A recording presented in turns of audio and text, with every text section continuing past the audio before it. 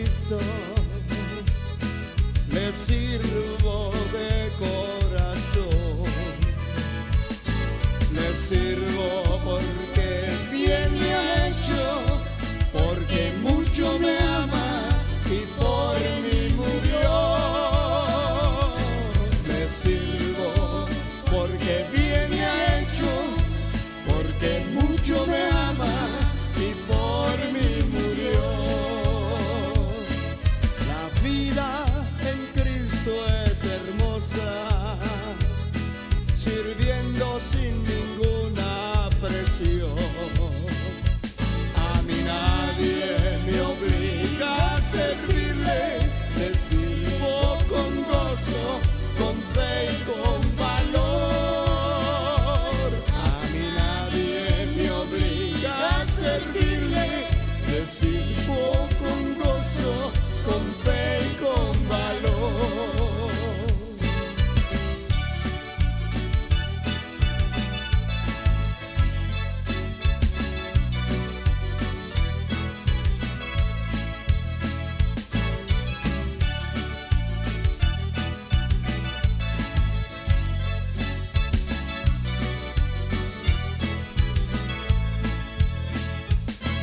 Yo espero ese día glorioso, cuando Cristo regrese a buscar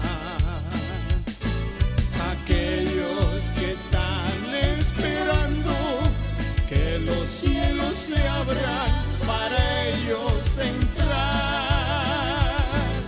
Aquellos que están esperando que los cielos se abran para ellos entrar. Cuando Cristo se lleve a su iglesia, la que espera encontrarse con Él, a vivir por los siglos y siglos. ¿Dónde está mi patria? La Jerusalén.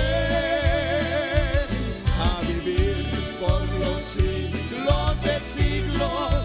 ¿Dónde está mi patria? La Jerusalén.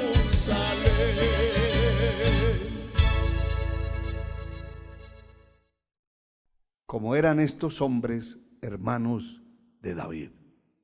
Sin embargo, él fue ungido por rey y fue aconsejado por el hombre de Dios de su tiempo, de su momento contemporáneo, el profeta Samuel, y este le explica la grandeza de esa unción que había puesto sobre él. Pero no solamente eso, dice la palabra que lo vamos a leer, que desde ese momento que recibió la unción en su espíritu, en su alma, el aceite derramado sobre su cabeza, a partir de ese momento el Espíritu de Dios vino sobre él. Y eso es grande, eso es enormemente grande. ¿A qué me quiero referir? Que después de ser ungido, él regresa a su casa a seguir el trabajo del campo, de cuidar las ovejas que su padre le habían responsabilizado de cuidar. Dice el capítulo 16 del primer libro del profeta Samuel, versículo 1. Dijo Jehová a Samuel: ¿hasta cuándo llorarás a Saúl, habiéndolo yo desechado, para que no reine sobre Israel? Oiga bien esto. Llena tu cuerno de aceite y ve y te enviaré a Isaí de Belén, porque de sus hijos me he provisto de rey. Le está hablando el Señor Dios a Samuel, que estaba triste por la caída, por la situación de Saúl, y que lloraba. El Señor le dice: ¿hasta cuándo vas a llorar por este que he desechado? ¿Por qué lo desechó? Por el orgullo, la soberbia, la altivez, por violentar las leyes de Dios, por violentar la palabra, por hacer su propia voluntad, por hacer lo que le daba la gana, no lo que estaba escrito, no lo que se le había dicho. Hay gente que lo que se le dice es lo menos que hace. Hace lo que le da la gana, hace lo que piensa, hace lo que cree que es bueno, hace lo que le favorece a él, hace lo que le conviene. Entonces, nadie puede jugar con Dios. Llega el día que el Señor le dice: no te necesito ya. De hecho, que así le dijo: me he provisto de un siervo, de un consiervo tuyo, mejor que tú. Nunca piense usted, hermano, hermana, joven, señorita, caballero, dama, niño, nunca piense que usted es mejor que los demás, que le tienen que rendir pleitesía a usted. La persona humilde sabe escuchar. La persona humilde sabe obedecer, sabe entender, sabe tener cuidado de no violentar lo que Dios le haya dicho. Y entonces viene el profeta, el verso 13 dice: y Samuel tomó el cuerno del aceite y lo ungió en medio de sus hermanos. Desde aquel día en adelante el Espíritu de Jehová vino sobre David. Se levantó luego Samuel y se volvió a Ramá. Y David quedó ungido. Ese fue un proceso un poco largo, porque Dios lo mandó a la casa de Isaí, porque habían varios hombres y algunos se creían, aunque no lo eran. Y ese es el problema del orgullo y la altivez, la soberbia, que es contraria a la humildad. La persona se cree ser algo cuando no lo es. Estos se creían guerreros, pero una cosa es creerse y otra cosa es enfrentarse al enemigo. Usted y yo sabemos cuándo somos valientes o cobardes, cuando tenemos que enfrentarnos al enemigo. Si usted es capaz de enfrentarse y de jugarse la vida hasta la muerte, usted se va a dar cuenta que no es un cobarde. Pero si tan pronto el enemigo bosteza, lo mira, lo amenaza, dice algo malo de usted, y usted empieza a temblar y empieza a esconderse, sale huyendo, dése cuenta que de valentía no tiene ni el nombre. Es fácil decirlo, como estos hombres. Es más, el profeta llegó a la casa de Isaí, del padre de David, y de todos estos hombres, que eran 7 más, el 8º era David. Y cuando salió el más grande de todos. Entonces, el profeta Samuel pensó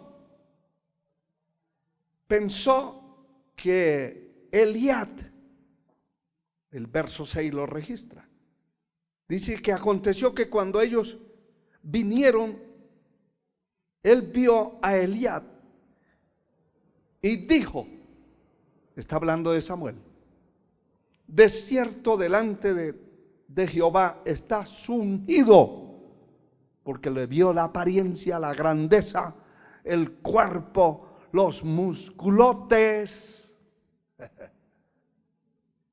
Y dijo, no hay otro. De hecho, este es el ungido.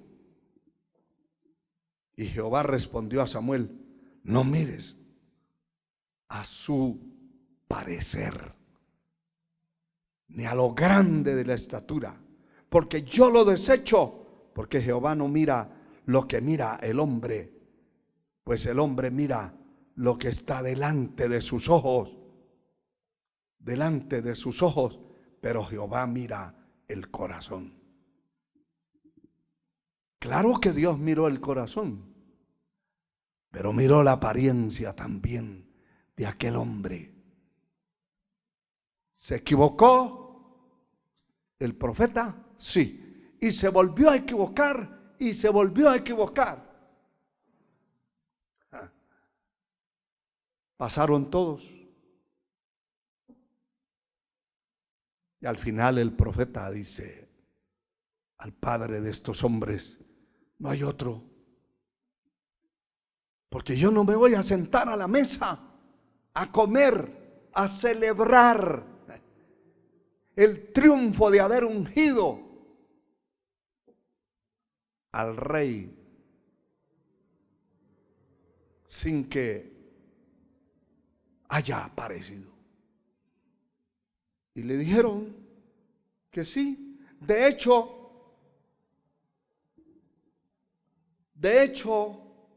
estaba cuidando las ovejas, no estaba incluido en el grupo de los supuestos grandes y supuestos poderosos y supuestos fuertes y supuestos líderes, porque hay líderes de nombre, son unos cajones vacíos, una apariencia de carne. Algunos tienen unos lentes de 4 vidrios que impresionan cuando se miran, pero no es lo que usted tiene ni lo que yo tengo por fuera, la apariencia y lo que diga su boca, que es lo que demuestre ser, es lo que Dios escudriña dentro. Alabado sea el Señor. Entonces dijo Samuel a Isaí, ¿son estos todos sus hijos? Y él respondió, queda aún el menor. Estoy leyendo el verso 11, si usted tiene la Biblia en su mano. Que apacienta las ovejas. Y dijo Samuel a Isaí, envía por él, porque no nos sentaremos a la mesa hasta que éste venga aquí. Y envió pues él y lo hizo entrar, y era rubio y hermoso de ojos y de buen parecer. Entonces Jehová dijo, levántate y úngelo, porque este es. Habían pasado todos los demás. El más ignorado de todos era realmente el valiente. ¿Por qué? Porque era un hombre humilde. La humildad nos permite también reconocer lo que somos, lo que poseemos, lo que tenemos, y reconocer lo que no somos. Escúchelo bien. La humildad nos permite reconocer lo que no sabemos. Hay gente que no sabe. Se da cuenta que no sabe, pero no le dice a nadie que no sabe por su orgullo y comete grandes errores, grandes desastres por no preguntarle a otro, porque dice: ¿qué dirá de mí? ¿Qué me importa? Yo lo que no sé, no lo sé. Toda persona que reconoce lo que no sabe, lo que no es capaz de hacer, de hecho, que ese es un principio. Ese es un principio para nosotros ir a nuestras rodillas, doblegarnos a Dios, humillarnos a Dios. ¿Por qué me humillo yo? ¿Por qué me arrodillo? ¿Por qué me tiro al suelo, al piso? Porque reconozco que no soy nada sin Dios, que es Él el que va a mover su mano, el que va a hacer milagros, el que va a sanar a la gente, el que va a salvar a la gente, el que va a libertar a los seres humanos, el que levanta del polvo al pobre, del muladar al menesteroso. Es el Señor, no nosotros. Alabado sea Dios. Aleluya. En el capítulo 17 dice en el verso 13: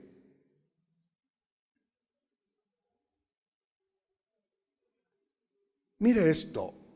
Y los 3 hijos mayores de Isaí habían ido para seguir a Saúl a la guerra. Y los menciona porque eran los supuestos guerreros. Y tal vez hasta su propio padre estaba equivocado. Su propio padre tenía al muchacho David por allá escondido en el monte, cuidando las ovejas, pero aquellos ya no eran para hacer ese trabajo. Y ahí se basa también el orgullo, la altivez.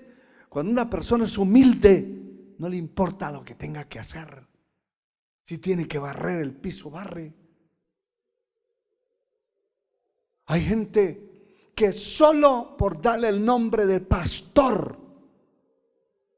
Mire que en la denominación donde estuvimos por muchos años, no vale la pena mencionar el nombre. Había gente, habían hombres y mujeres que los promovían ministerialmente y les daban el nombre de reverendos, y a partir de ese momento se dañaban, o más bien sacaban lo que tenían por dentro. Hasta el caminado cambiaban, la forma de mirar, la forma de saludar. Y algunos hasta llegaban a sus templos, a sus congregaciones donde trabajaban, a hacer un culto especial de reconocimiento de lo que era a partir de ese día. ¡Qué desgracia! ¡Qué triste! Porque eso se llama soberbia. Ninguna posición, ningún estado económico. Pablo dice: he aprendido a tener hambre como a tener abundancia, a pasar necesidad como a tener abundancia, a comer y a no comer. He aprendido.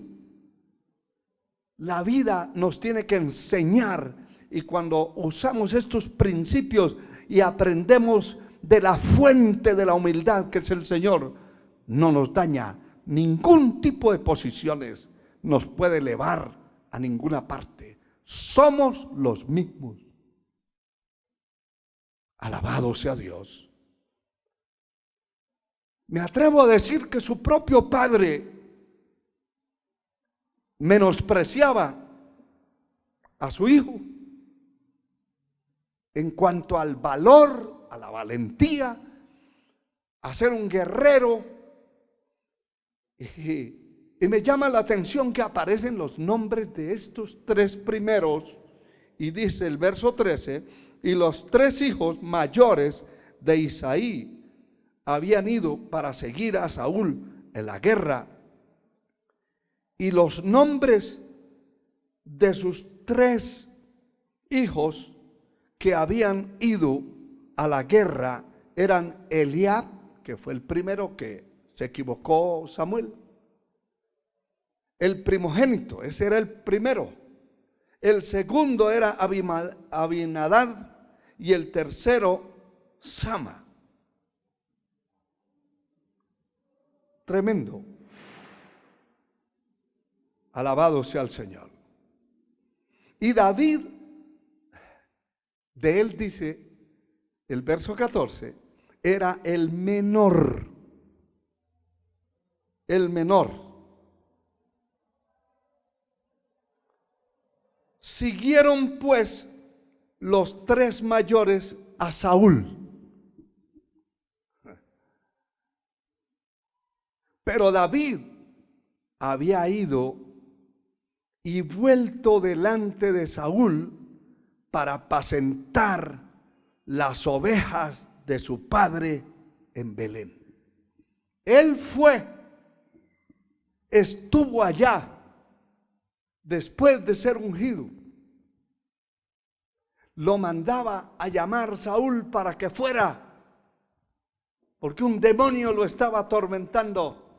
Y entonces David llegaba a tocar su arpa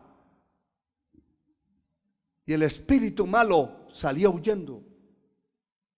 Pero David no estaba llamado solo para espantar demonios, ni espantar espíritus que se le habían metido por el orgullo, la rebeldía y la desobediencia al otro.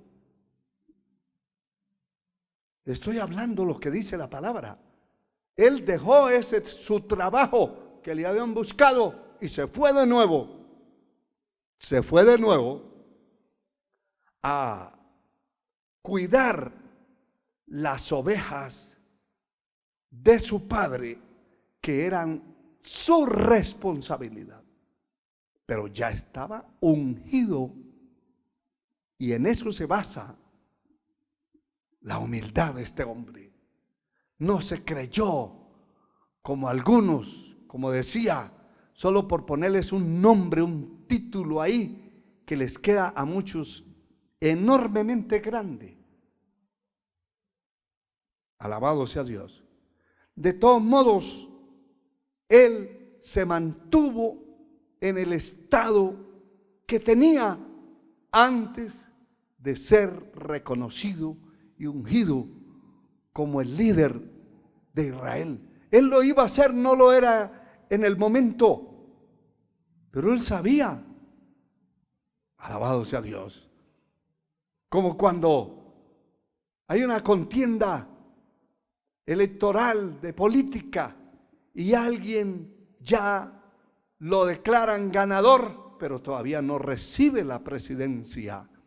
Se queda meses por allá escondido, por allá meditando, por allá planificando el trabajo, pero él sabe ya que es el presidente. Lo que está esperando es el turno. Claro, en el caso de David, él siguió en el campo con las ovejas. Alabado sea el Señor. El verso 15 dice, pero David había ido y vuelto dejando a Saúl para apacentar las ovejas de su padre en Belén. Y el verso 20 dice,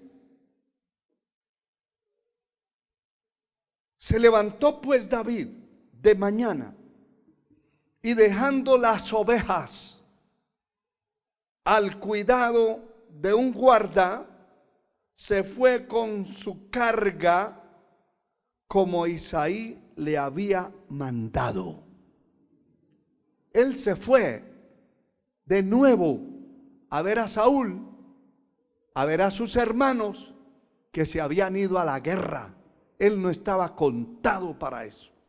Y entonces su padre le dijo, después de un tiempo, de varias semanas, vaya, lléveles esta comida a sus hermanos y mire cómo están y tráigame un informe. Alabado sea el Señor. Y lo mandó con panes, con quesos, con comida para sus hermanos, los guerreros, entre comillas, los cobardones que tenía.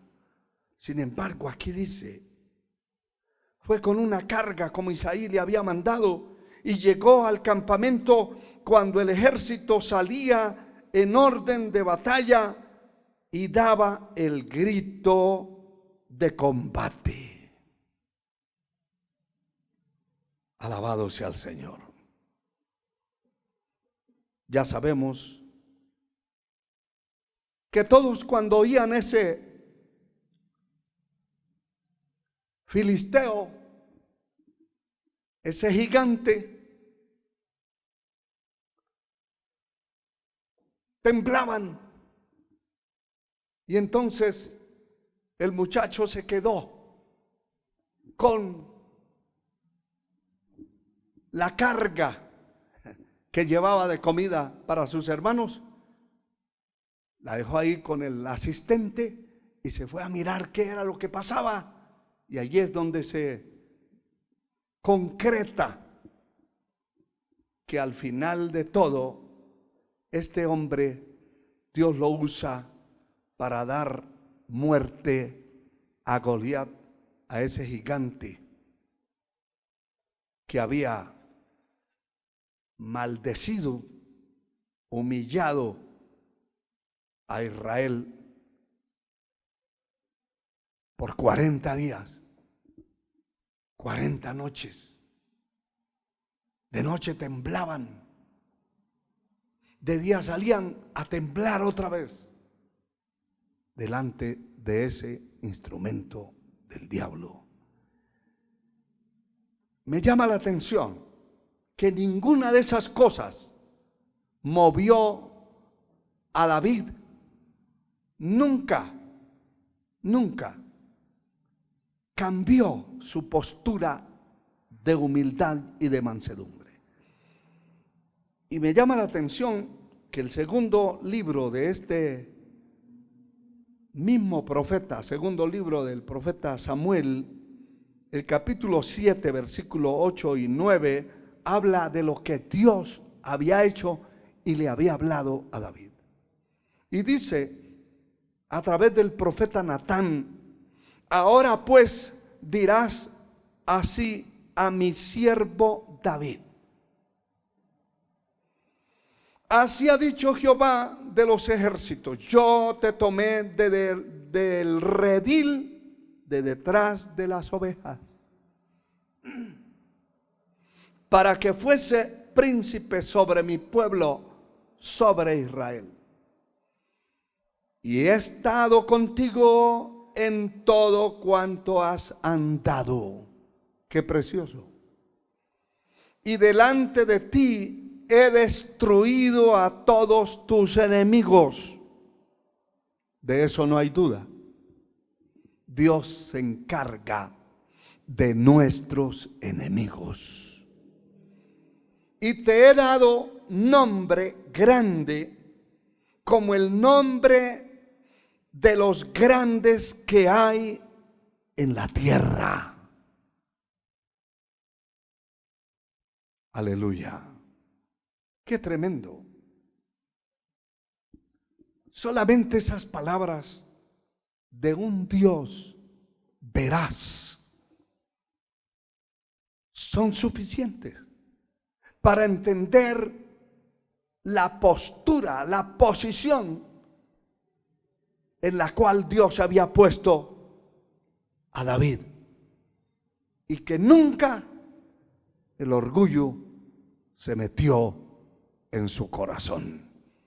Nunca cambió la postura, la posición como persona.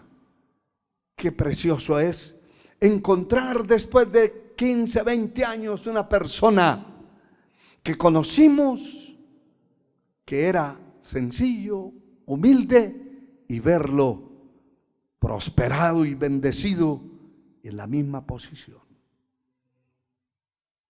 La virtud de la humildad hay que ansiarla con las entrañas, con hambre, clamar a Dios en humillación con lágrimas, que Dios nos haga sencillos y humildes, mansos de corazón como el Señor. A Él es la gloria, la honra por siempre. Aleluya. Alabado sea el Señor. De la humildad de Cristo hay muchísimo que decir, que hablar. Solamente quiero leerles unos pocos versículos de la palabra. Alabado sea el Señor. Por ejemplo, Juan capítulo 6, versículos 14 y 15. Dice la Escritura lo siguiente. Alabado sea el Señor. Juan capítulo 6, verso 14. Dice, aquellos hombres entonces viendo la señal que Jesús había hecho, dijeron, este verdaderamente es el profeta que había de venir al mundo. Pero entendiendo Jesús que iban a venir para apoderarse de él y hacerle rey, volvió a retirarse al monte él solo. Esto es a raíz de un gran milagro que ocurre en la multiplicación de toda esa multitud de miles de personas con unos pocos panes y unos pocos peces que el Señor multiplica. Cuando sucede ese gran milagro que cualquiera tiene que ser una enorme panadería con muchas máquinas no únicas, sino similares, y con un grupo de muchísimos empleados para sacar una cantidad de panes. Se llevarían también muchos días u horas, qué sé yo. Pero este fue un milagro instantáneo. Solo hombres, se cuenta que habían más de 5,000 hombres, sin contar mujeres. Y entonces, toda esta multitud tan grande vieron ese milagro enorme. Y entonces estos hombres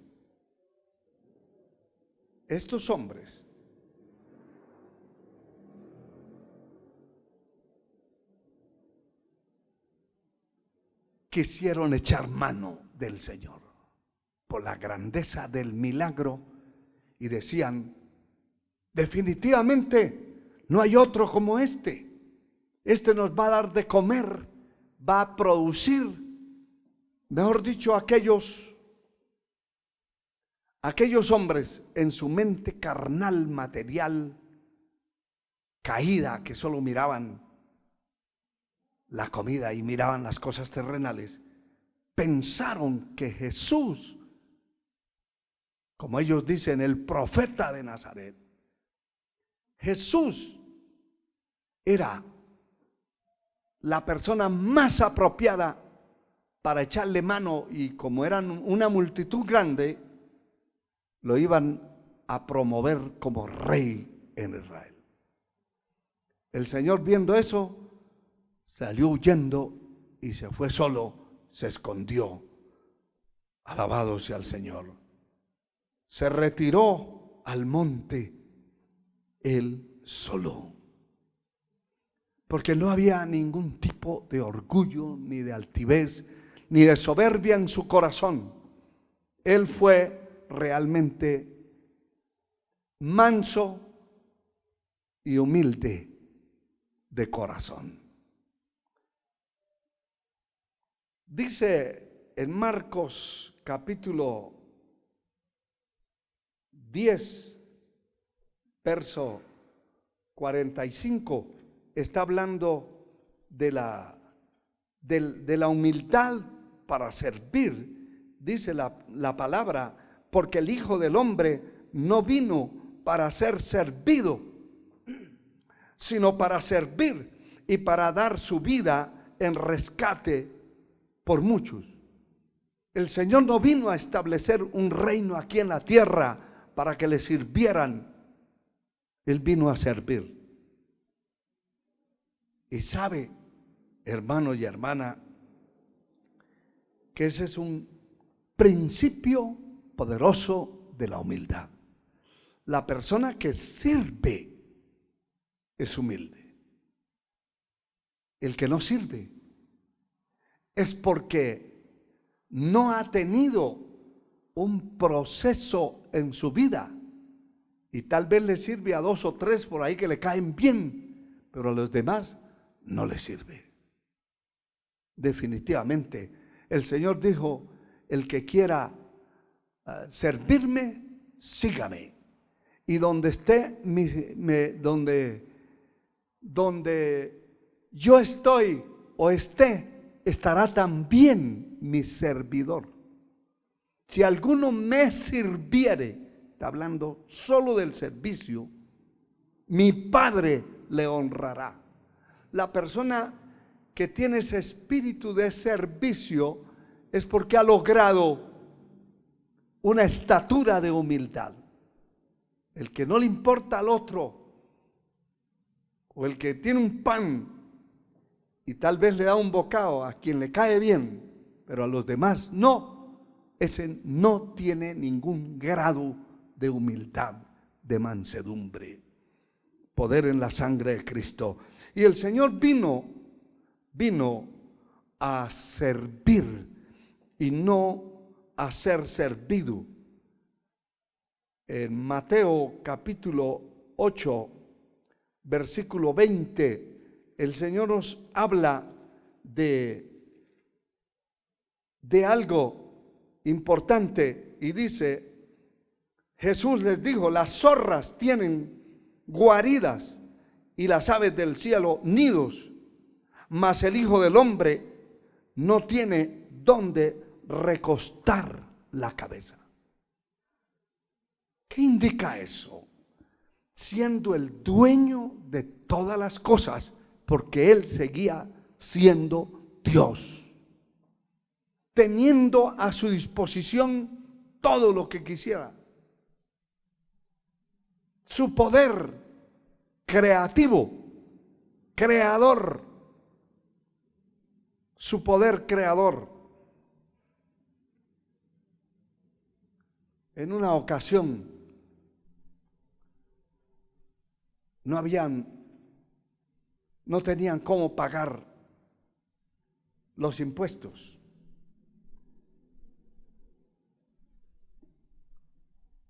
Y les estaban cobrando. Y el Señor le dice: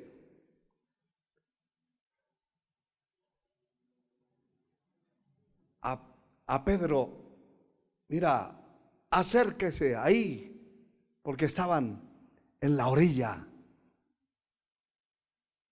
del lago. Tome el anzuelo y tírelo. Y ahí en la boca de ese pez que va a sacar están los impuestos que hay que pagar, los míos y los tuyos. Tremendo. Con un personaje así en la tierra, ¿quién no quería hacerlo rey? Pero él está diciendo, las zorras tienen guaridas, las aves de los cielos nidos, pero el Hijo del Hombre no tiene donde recostar la cabeza. Eso es negarse a sí mismo. La humildad también se basa en una negación personal.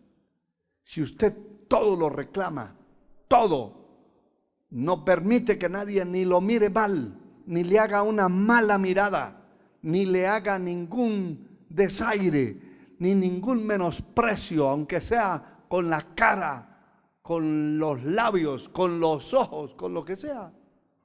Si no lo permite, si no lo resiste, definitivamente no tiene ningún grado de humildad. Cada uno tiene que ver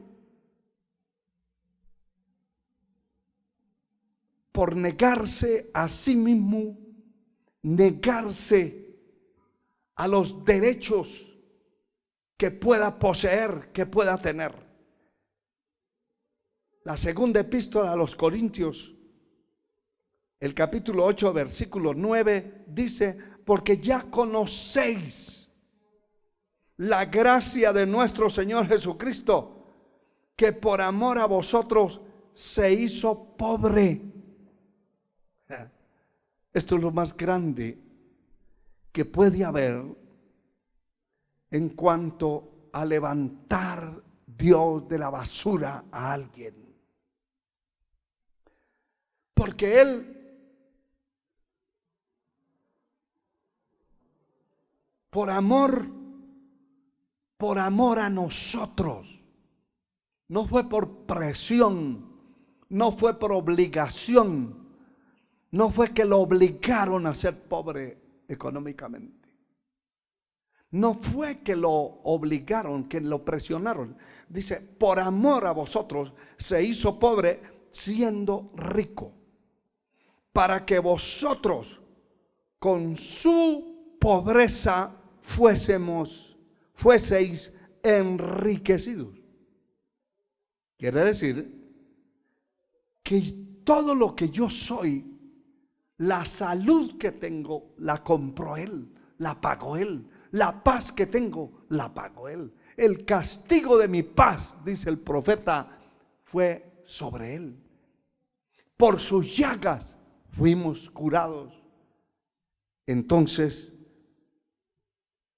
¿en qué puedo basar yo el orgullo? ¿En qué basa una persona el orgullo si no tienen que basarla?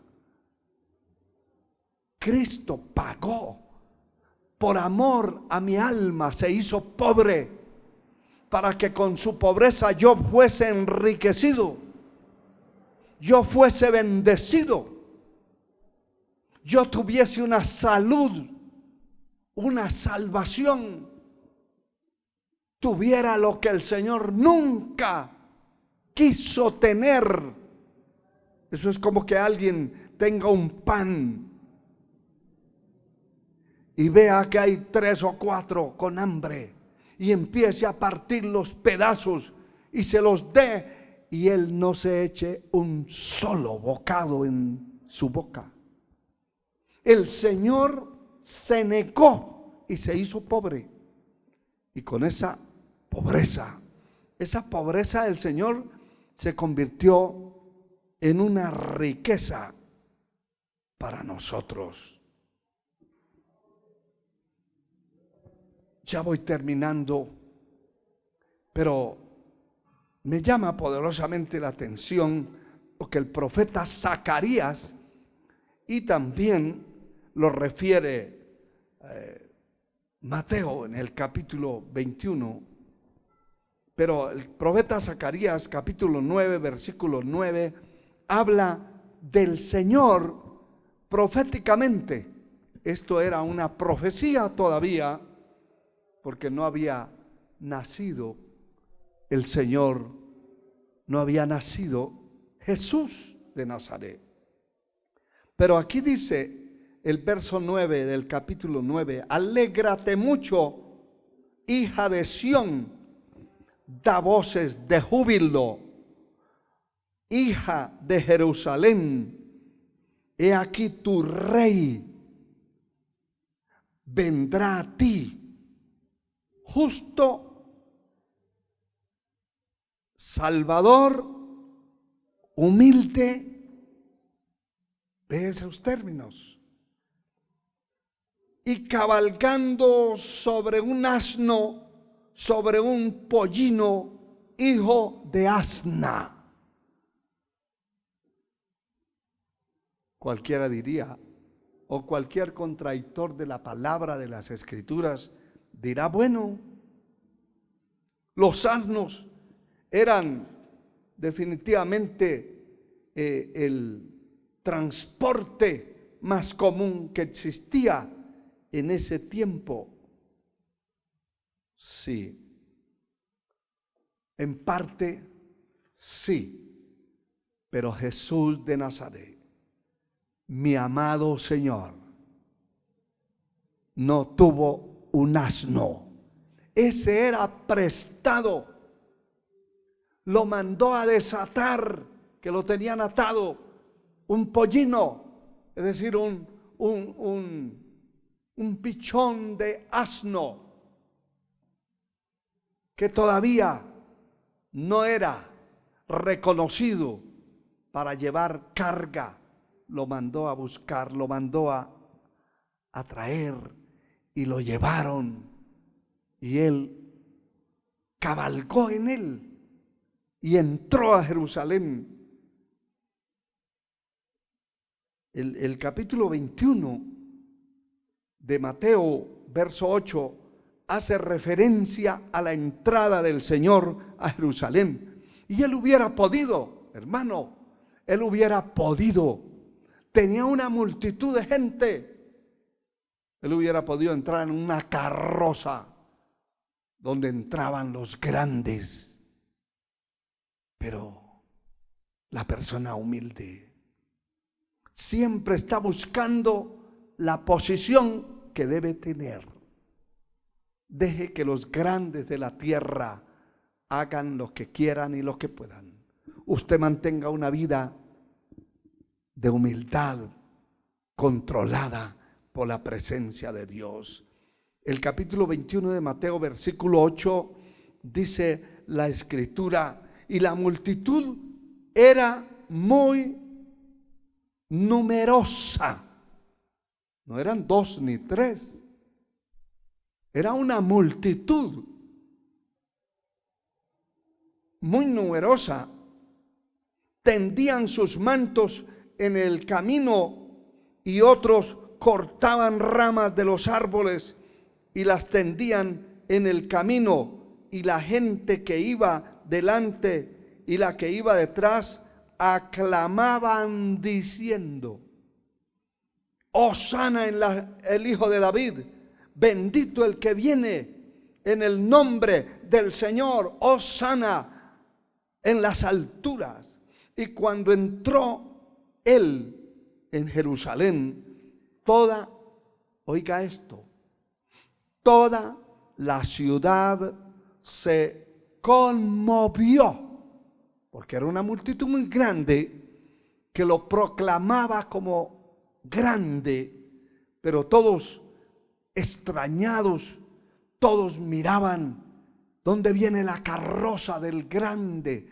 ¿Dónde vienen los carros, los guardaespaldas de aquel grande? No, lo que encontraban era un asno, un pollino. Y mire, cuando entró él en Jerusalén, toda la ciudad se conmovió diciendo: ¿quién es este? Y es mejor que digan: ¿y quién es este? Despectivamente, si quieren decirlo, y no que digan: allá está el grande, llegó el grande. Como hemos dicho en algunos mensajes de la palabra, que hemos encontrado que en muchos lugares los pastores no llegan al comienzo del culto porque quieren entrar cuando está la alabanza, para que corten la alabanza y le den la bienvenida a este mortal lleno de orgullo, de soberbia. Es mejor que digan: ¿quién es ese? No lo conocemos, no sabemos quién es, porque está basado en la humildad. Y la gente decía: ese Jesús, el profeta de Nazaret de Galilea. ¡Qué maravilla! Que Dios nos ayude. Realmente que Dios nos ayude, porque en la epístola a los Filipenses, y solamente lo quiero leer para concluir, porque esto es algo maravilloso. El capítulo 2 de la epístola a los Filipenses, donde habla de la humillación y de la exaltación del Señor. Y dice el versículo 5, haya pues en nosotros, en vosotros, este sentir que hubo también en Cristo Jesús, el cual siendo en forma de Dios, no estimó el ser igual a Dios como cosa a que aferrarse, sino que se despojó a sí mismo, tomando forma de siervo, hecho semejante a los hombres. Y estando en la condición de hombre, se humilló a sí mismo, haciéndose obediente hasta la muerte, y muerte de cruz. Por lo cual Dios también le exaltó hasta lo sumo y le dio un nombre que es sobre todo nombre, para que en el nombre de Jesús se doble toda rodilla de los que están en el cielo, en la tierra y debajo de la tierra, y toda lengua confiese que Jesucristo es el Señor, para gloria de Dios Padre. Bendito su nombre por siempre. Él, estando en la condición de hombre, se humilló a sí mismo, haciéndose obediente hasta la muerte y muerte de cruz. No puede haber una expresión más grande acerca de la humillación, de la humildad, para poderse humillar una persona. Ante semejante situación, tiene que haber humildad en su corazón. Quiera el Señor que su vida sea un vaso, un instrumento, una pieza útil, una perla, una piedra de gran precio en las manos de Dios. El día, ¿sabe cuándo lo será? El día que se haya despojado, así como dice la palabra. Haya pues en vosotros este sentir que hubo también en Cristo Jesús, el cual siendo igual a Dios no estimó el ser igual a Dios como cosa a que aferrarse, sino que se despojó. El día que usted logre despojarse de esa su altivez, de ese orgullo infundado en nada, de ese engreimiento personal, Dios hará entonces, el día que se despoje, Dios hará grandes cosas con su vida. Y el día que Dios le abra puertas y lo bendiga, espiritual, ministerial, económicamente, nunca, ninguna cosa, así como dijo en oración Jabes, si me dieras bendición, Si tu mano estuviera sobre mí para que no me dañe, y ensanchares mi territorio. Y le otorgó Dios la bendición a Jabes. Así será con su vida. El día que se despoje de todo vestigio de orgullo, de vanidad, de soberbia, de altivez, y se meta dentro del aprendizaje de lo que dice la palabra en Mateo 11, 29 y 30. Aprended de mí, que soy manso y humilde de corazón, y hallaréis descanso para vuestra alma. Cierre sus ojos. Si usted quiere reconciliar con el Señor, aceptar a Cristo como Salvador de su alma, hoy lo puede hacer. Padre eterno, te pido que perdones a aquellos que piden perdón, aquellos que se arrepienten y se convierten a ti. Dios, que se arrepienten de haber pecado y de haber caído de la gracia y de haber vivido esa vida de descarriados. Ten misericordia, Señor. Perdónalos. Escribe sus nombres en el libro de la vida. Señor, te ruego por tu pueblo que oye esta palabra.